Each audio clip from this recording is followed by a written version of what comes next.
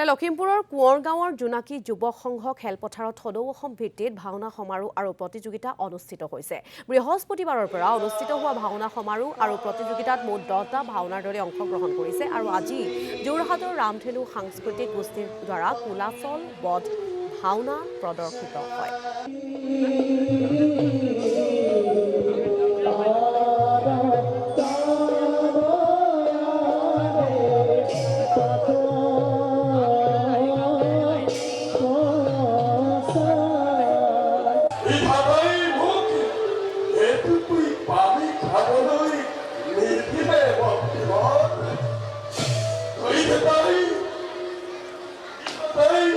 Hey,